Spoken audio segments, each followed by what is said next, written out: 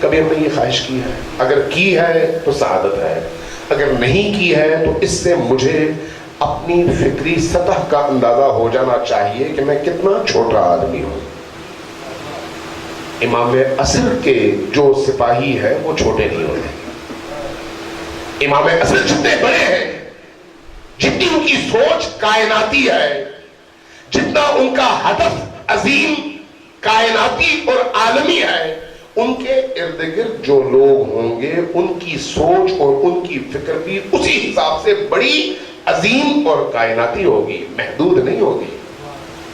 اور اگر وہ کائناتی اور عظیم سوچ ہم حاصل کرنے میں کامیاب ہو جائیں تو اس کا مطلب یہ ہے کہ ہم نے اپنے امام کے ہدف کو پہچانا ہے اور امام کو پہچانا ہے۔ اقبال کو آپ پڑھیں، اقبال کو پڑھتے ہیں تو آپ محسوس کرتے ہیں کہ پوری دنیا میں جہاں پر بھی مسلمان ہیں وہ ایک دوسرے سے متعلق ہیں، کٹے ہوئے جزیرے نہیں ہیں۔ لیکن یہ پیغام اس کو کہاں سے ملا؟ قرآن سے۔ کہاں سے ملا؟ رسول کریم کی سیرت سے۔ کہاں سے ملا؟ علی و آل علی کے در سے۔ اس لیے کہ وہ در آپ کو یہ بتاتا ہے کہ آپ ٹوٹے ہوئے اور ایک دوسرے سے بیگانہ جزیرے نہیں ہیں، بلکہ آپ دونوں، آپ سب کے درمیان ایک اٹوٹ رشتہ موجود ہے جو نظر نہ بھی آئے تب بھی آپ ایک نیٹ ورک کے اندر ایک دوسرے سے جڑے ہوئے اور بندھے ہوئے ہیں، اور وہ نیٹ ورک آپ کے ولایت کا نیٹ ورک ہے۔ ولایت کا نیٹ ورک یعنی ابھی آپ موبائل دیکھتے ہیں، آپ کے موبائل ایک دوسرے سے متصل نہیں ہے، نظر نہیں آتا، آپ کی جیب میں الگ ہے، ان کی جیب میں الگ ہے، کسی اور کی جیب میں الگ ہے، لیکن جب وہ آپس میں جوڑنا چاہتے ہیں تو ان کا نیٹ ورک ایک ہے، ایک دوسرے سے الگ نہیں کر سکتے آپ، ان کی روحیں ایک دوسرے سے ملی ہوئی ہیں۔ جو صاحبان ایمان ہیں ان کے درمیان رابطے بھی اسی طرح کے ہونے چاہیے، اور اس ارتباط اور رابطے کے نتیجے میں ہم ان ہستیوں کے قریب تک پہنچ سکتے ہیں اور ان کے اہداف کے قریب تک پہنچ سکتے ہیں۔ لہذا ان کی آمد کے حوالے دیکھیں، جب وہ تشریف لائیں گے تو کیا کریں گے؟ وہ کہیں گے زیرو سے کام شروع کریں گے، یعنی ایک ایک فرد کو نبی کریم کی طرح سے دعوتیں دینا شروع کر دیں گے، یا پھر آپ خود روایات میں پڑھتے ہیں کہ ابتدائی ان کی آواز پر، پہلی آواز پر جو لوگ مختلف شہروں سے نکلیں گے، مختلف علاقوں سے نکلیں گے، ان کی تعداد کیا ہوگی؟ جی ان کی تعداد کیا ہوگی؟ معروف ہے نا، آپ سب کو پتا ہے، 313 ابتدائی کیڈر ہے، ابتدائی کیڈر ہے۔ ہم اور آپ اس میں شامل نہیں ہیں۔ کیوں شامل نہیں؟ میں دعوے سے کہتا ہوں یہ 313 وہ ہیں جو خود اس دنیا میں قطب اور ولی کی حیثیت رکھتے ہیں، جو میری اور آپ کی نگاہوں سے اوجھل ہیں، ہم اور آپ ان کے قدموں کی خاک بھی نہیں ہیں۔ لہذا جو روایات کہتی ہیں 313 حسن، عمر، بکر، زید، یہ لوگ نہیں ہیں، یہ وہ ہیں جو خود قطب ہیں، جن کو اوتاد کہا جاتا ہے، جن کو ولی کہا جاتا ہے، جن کا امام پھر امام عصر ہے، جو ادھر سے لیتے ہیں اور ادھر دیتے ہیں۔ سلسلہ ہے جڑا ہوا اللہ سے ان تک، ان سے ان اولیاء تک، اور ان کے ذریعے سے ہم جیسے گناہگار بندوں تک۔ جو 313 افراد ہیں، بعض عرفاء، بعض بزرگ جب ان سے بات کرتے ہیں تو وہ کہتے ہیں بھائی یہ 313 میں تمہاری شمولیت ممکن نہیں ہے۔ کیوں؟ اس لیے کہ بھائی وہ لوگ ہیں، ہاں ان 313 کے نیچے جو لوگ ہیں وہ تم بنانے کی کوشش کرو تاکہ ان کے ذریعے سے امام سے جڑ سکو۔ اب سوال یہ ہے کہ ہم امام سے جڑنے کے لیے کیا کر رہے ہیں؟ میں ایک مثال دوں، اگر آپ تھکے ہوئے نہ ہو تو، جو تھکے ہوئے ہیں ذرا اونچی آواز سے صلوات بھیجیں۔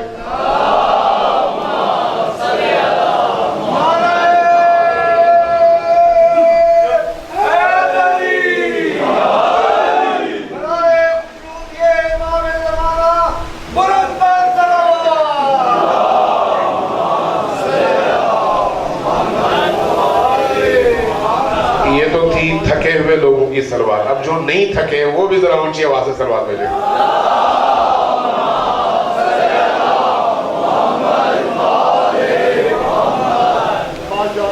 میں مثال کس چیز کی دینے لگا تھا؟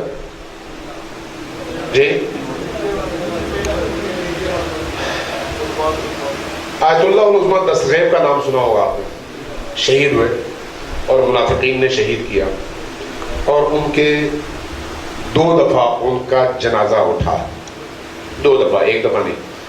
ایک دفعہ ان کو دفنایا گیا اور اس کے بعد رات کو وہ خواب میں اپنے بعض قریبی ساتھیوں کے خواب میں آئے چونکہ ان کو بم دھماکے میں اڑایا گیا.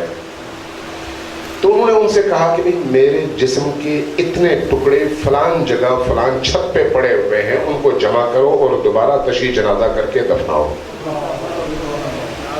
صبح اٹھے, دیکھا ایسا ہی تھا, ان کو جمع کیا, دوبارہ ان کی تکفین ہوئی اور پھر تشییع جنازہ ہوا اور اس کے بعد جا کے ان کو دفنایا گیا.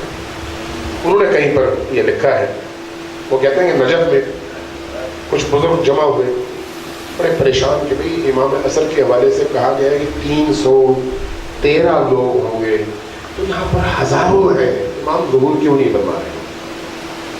ہزاروں ہیں, پاکیزہ لوگ ہیں. بعض بزرگوں نے یہ بتایا, جیسے آیت اللہ بہجت تھے, بہت زیادہ پاکیزہ اور بہت ہی عالی مرتبت ہستی. میں نے آیت اللہ بہجت کی کسی تحریر میں یہ پڑھا کہ ایک زمانہ تھا جب نجف کے اندر امیر المؤمنین کی بارگاہ میں نماز تہجد کے لیے جب لوگ اٹھ کر آتے تھے تو ایسے لوگوں کی تعداد 100 کے قریب ہوتی تھی جو نماز تہجد میں دعائے ابو حمزہ صومالی پڑھتے تھے. مجھے نہیں پتا, میں نے جب یہ کہا تو آپ کے چہرے کے تاثرات سے مجھے پتا چلا کہ آپ کو دعائے ابو حمزہ صومالی کا شاید زیادہ پتہ نہیں ہے. دعائے ابو حمزہ صومالی تقریباً اگر آپ تواتر سے اور تسلسل سے پڑھنا چاہیں تو 1.5 گھنٹے لگ جاتے ہیں. اور یہ دعا بالعموم ماہ رمضان میں سحری اور شب کے آخری حصے میں پڑھی جاتی ہے. اب رمضان آ رہا ہے, ذرا دعاؤں کی کتاب لے لیں اور ایک دفعہ پڑھ کے بھی دیکھ لیں. معارف, خدا شناسی, خدا پرستی اور عشق خدا کے حوالے سے شاہکار دعا ہے, شاہکار دعا. لیکن اس میں جو شیرینی اور جو لذت ہے وہ لذت انسان کو تھکنے نہیں دیتی. تو وہ فرمایا کرتے ہیں دعا نماز تہجد کے قنوت میں لوگ اولیاء امیر المؤمنین کی بارگاہ میں کھڑے ہو کر 1.5 گھنٹے یہ دعا اپنے قنوت میں پڑھا کرتے تھے. یعنی ایسے بڑے بڑے لوگ اور اللہ کے ولی امام علی علیہ السلام کی بارگاہ میں تربیت یافتہ موجود تھے. اس کیفیت میں بعض لوگوں نے کہا کہ اتنا ظلم, اتنا ستم, آخر امام کب ظہور کریں گے؟ اس پریشانی میں علماء کی ایک کمیٹی بنی, جمع ہوئے, کہا کہ امام عصر سے پوچھنا چاہیے. آپس میں مل بیٹھ کر 3 افراد کا انتخاب کیا گیا. کہا گیا بھئی آپ اس سلسلے میں امام سے رابطہ کریں, چونکہ امام سے رابطے کے لیے بھی وہ کیفیت چاہیے. ان تینوں میں سے ایک شخص پہلی رات, دوسرا شخص دوسری رات, تیسرا شخص تیسری رات. پہلی 2 راتوں میں کوئی جواب نہیں ملا. تیسری رات جو وہ شخصیت گئی اور انہوں نے عبادتیں کی مسجد کے اندر, اللہ کی بارگاہ میں راز و نیاز کیا, امام عصر سے رابطہ کیا, دعائیں پڑھی, اپنے آپ کو پاکیزہ کر کے, چونکہ ماحول بھی ایسا ہوتا ہے. تو رات کے کسی پہر اچانک آنکھ لگ گئی. اس غنودگی کے عالم میں دیکھا کہ ان کی شادی ہو رہی ہے اور ایک انتہائی حسین و جمیل خاتون کو دلہن بنا کر ان کے گھر میں لایا گیا ہے. حجلیے عروسی میں داخل ہونے لگے دلہن کے پاس تو دروازے پر دستک ہوئی. تو بڑا ناگوار گزرا کہ اس ٹائم پہ کون دروازے پہ آیا ہے. پوچھا کون, کہا فوراً دروازہ کھولو, ایمرجنسی ہے. پہنچ گئے دروازے پر, دروازہ کھولا, کہا کون, کہا کہ مجھے ابھی امام عصر کا ظہور ہو چکا ہے اور امام نے تمہارے پاس بھیجا ہے کہ فوراً تم پہنچ جاؤ امام عصر کی بارگاہ میں. تو دل میں سوچا کہ کیا اس کے علاوہ کوئی اور ٹائم نہیں ہو سکتا کہ امام ظہور فرماتے. پھر کہا کہ ٹھیک ہے آپ چلیں میں آ رہا ہوں. کچھ دیر گزر گئی, دوبارہ دروازے پر دستک ہوئی. تیسری بار جب دستک ہوئی تو آنکھ کھل گئی. جب آنکھ کھلی تو انہوں نے اپنی حالت دیکھی, حالت بھی خراب ہو چکی تھی, اور پھر سمجھ گئے کہ امام عصر کی بارگاہ کی قابلیت اپنے آپ میں پیدا کرنا کتنا مشکل کام ہے, کتنا مشکل کام ہے. یہ آیت اللہ عثمان سیستانی, ان کے والد سید باقر سیستانی تھے, مشرک تھے. آپ نے پڑھا ہوگا 40 اگر بدھ کی راتیں انسان عبودیت اور بندگی کرے, توسل کرے, کچھ خاص دعائیں ہیں وہ پڑھے, تو 40ویں رات یا اس سے پہلے پہلے امام کا دیدار ہو جاتا ہے. اور ہے روایات میں ہے, اور بہت سارے لوگوں نے کیا ہے اور ٹیسٹ کیا اور ثابت ہو.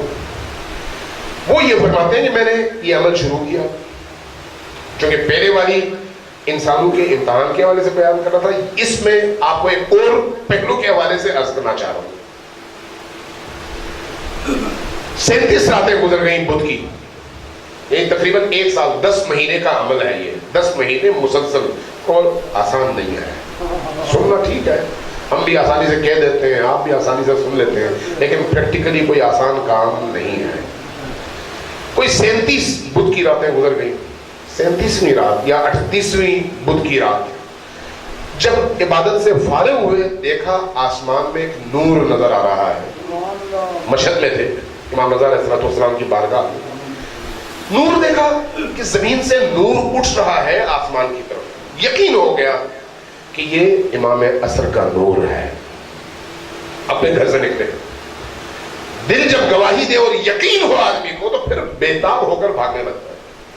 بےتابی سے گئے, گلیوں سے ہوتے ہوتے ایک گھر کے دروازے پر پہنچے, دیکھا دروازہ کھلا ہوا ہے اور نور اس گھر سے آسمانوں کی طرف جا رہا ہے. یہ کسی اور کا واقعہ بیان نہیں کر رہا, یہ آیت اللہ عثمان سیستانی جنہوں نے کل جہاد کا فتویٰ دیا ہے, ان کے والد گرامی سید باقر سیستانی, آیت اللہ سید باقر سیستانی اندر داخل ہوئے بے دھڑک, بغیر اجازت دیے, یقین تھا. اندر داخل ہوئے, سامنے دیکھا ایک لاش ہے, اس کے اوپر چادر پڑی ہوئی ہے, اور اس لاش کے سرہانے کی طرف امام عصر تشریف فرما ہے. سلام کیا, وہیں پر زمین پر بیٹھ گئے. امام نے جواب بھی دیا. جواب دینے کے بعد امام نے تبسم سے آیت اللہ سید باقر سیستانی کے چہرے کی طرف دیکھا اور کہا کہ کیوں تم اپنے آپ کو اتنی سختیوں میں ڈالتے ہو کہ ہر بدھ کی رات اتنی عبادتیں انجام دو. ان سختیوں میں جانے کی کوئی ضرورت نہیں ہے کہ مجھ سے مل سکو.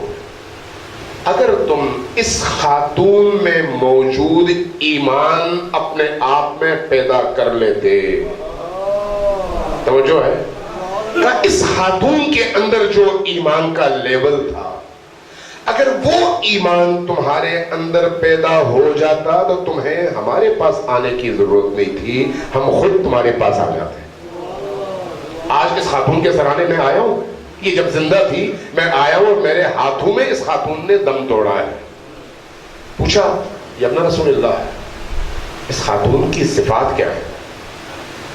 فرمایا کہ وہ زمانہ تھا اس رضا شاہ کے والد کا.